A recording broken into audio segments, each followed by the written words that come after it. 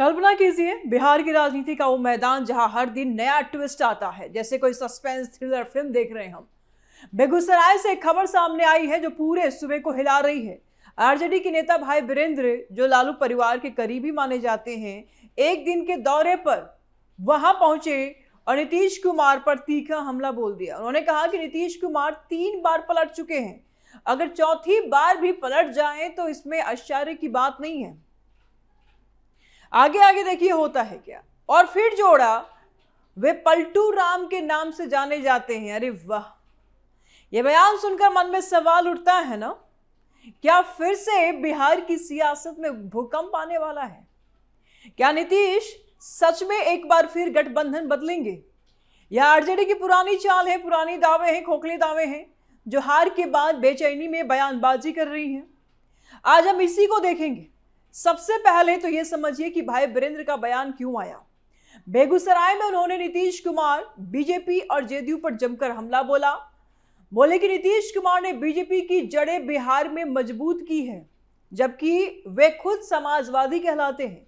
फिर शराबबंदी पर तंज कसा, कहा कि कागजों पर बंदी है लेकिन असल में शराब चल रही है, गरीबों को जेल में लगा रहा है और अमीरों का खेल चल रहा है।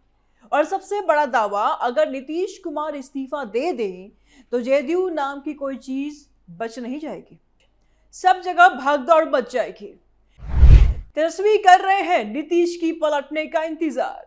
यह सुनकर मन में एक सवाल घूमता है, क्या आरजेडी सच में नीतीश कुमार के पलटने का इंतजार कर रही है? सवाल बड़ा है ना।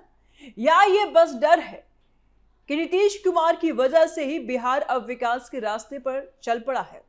नीतीश कुमार ने बिहार को जंगल राज से निकालकर सड़क, बिजली, स्कूल और अस्पतालों वाला राज्य बनाया।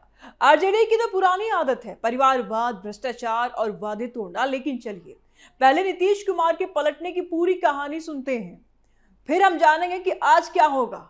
क्योंकि नीतीश कुमार को पलटू राम यूं ही नहीं कहा जाता है, एक एक करके, ताकि आपको भी समझ आए कि हर बार क्यों बदला और क्या असर पड़ा और क्यों बदलना जरूरी था। याद कीजिए, साल 2005 बिहार तब लालू राबड़ी के राज में डूबा हुआ था।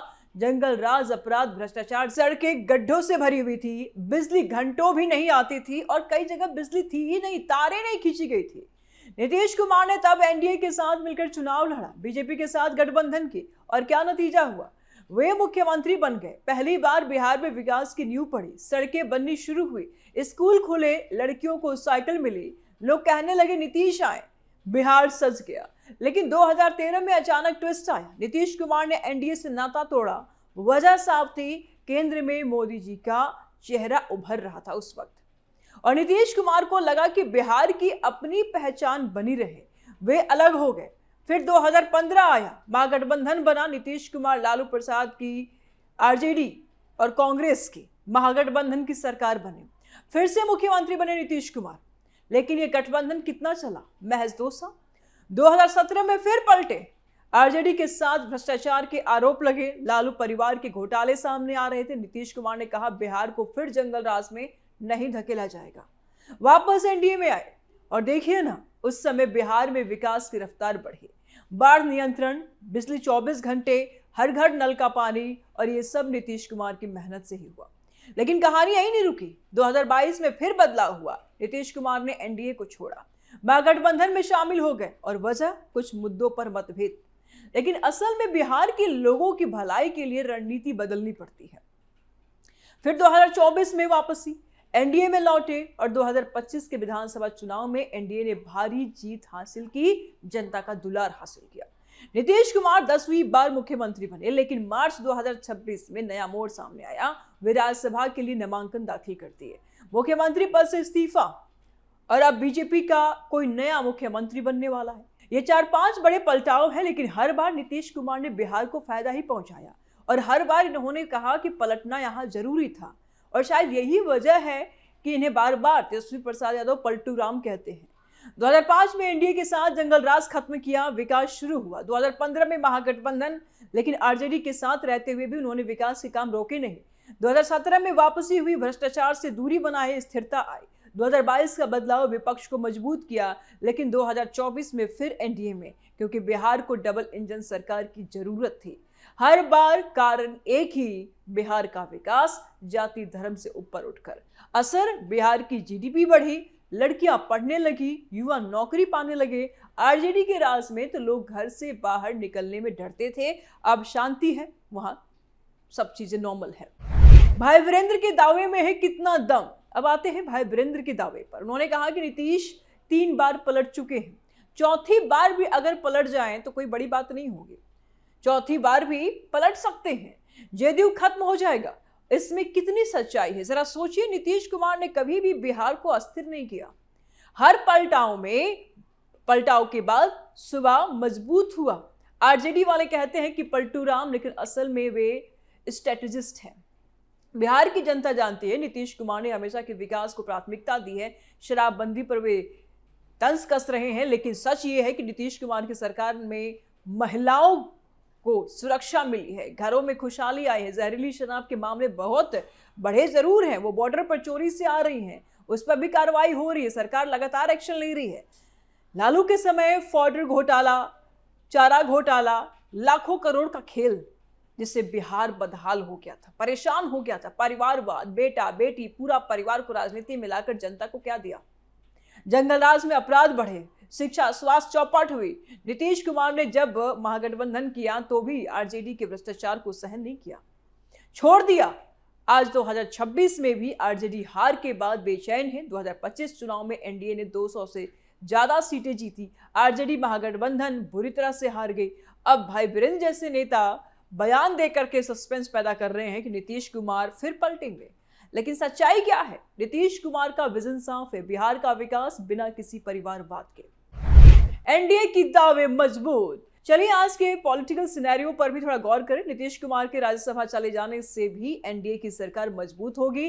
बीजेपी अब सीएम देगी, लेकिन नीतीश कुमार की विरासत बनी रहेगी। जेडीयू अभी भी ईबीसी पिछड़ों का वोट बैंक है, आरजेडी मुस्लिम यादव पर टिकी हुई है और अभी भी अटकी हुई है।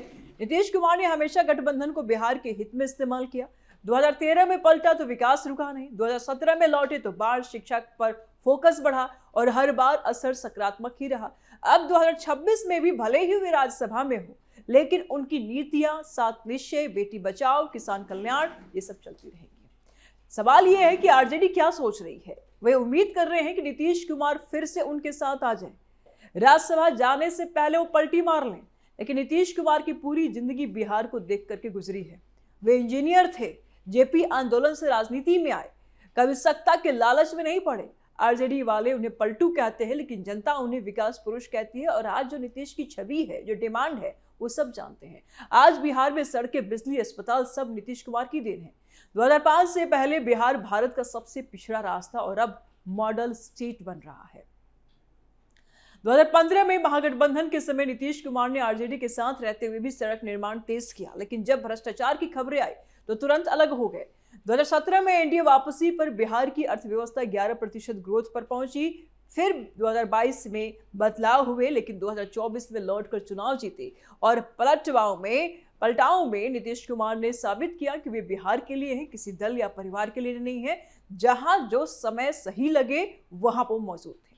अब भाई वीरेंद्र का दावा जेडीयू खत्म, बिल्कुल गलत है। नीतीश कुमार ने जेडीयू को मजबूत किया है, ईबीसी महिला वोट बैंक बनाया है और आज भी जेडीयू एनडीए में मजबूत साझेदार है। आरजेडी का खेल तो हमेशा नफरत फैलाना, बीजेपी पर आरोप लगाना, गिरिराज सिंह जैसे नेताओं पर तंज कसना, लेकिन असल में आरजेडी खुद परिवार के इर्द गिर्द घूमती हुई पार्टी बन के रह गई है।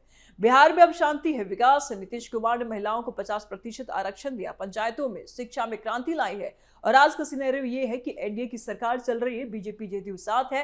नीतीश कुमार राज्यसभा में बिहार की आवाज बनेंगे। आरजेडी बेचैन है क्योंकि 2025 में हार गए। भाई वीरेंद्र का बयान बस उसी बेचैनी का ही नतीजा है।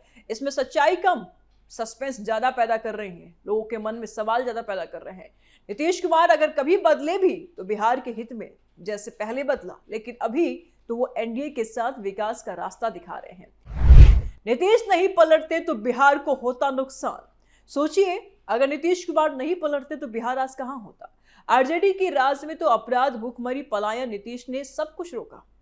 हर बार पलटाव में उन्होंने साबित किया कि सत्ता नहीं, सेवा मेरा मकसद है। आज बिहार में युवा नौकरियां पा रहे हैं, किसान खुश है, महिलाएं सशक्त है और नीतीश मॉडल है। आरजेडी को देखें तो लालू का परिवार आज भी घोटालों से घिरा हुआ है। तेजस्वी युवाओं को नौकरी का वादा करते हैं, प्रेरणा है, लेकिन सत्ता में रहते हुए कुछ नहीं किया इन्होंने। भाई बहन जैसे नेता बयान देकर माहौल गर्माते हैं, लेकिन जनता कहती है कि सच्चाई हम जानते हैं। नीतीश कुमार ने 20 साल से बिहार संभाला, 9 बार सीएम बने और अब 10वीं बार भी। राज्यसभा में भी ये कहानी खत्म नहीं होती है। बिहार की राजनीति हमेशा अनिश्चित रहती है, लेकिन एक बात पक्की है, नीतीश कुमार बिहार के विकास के प्रतीक बन चुके हैं। आरजेडी की आलोचना चाहे कि जितनी भी हो, लेकिन जनता विकास देख रही है। क्या चौथा पलटाव होगा?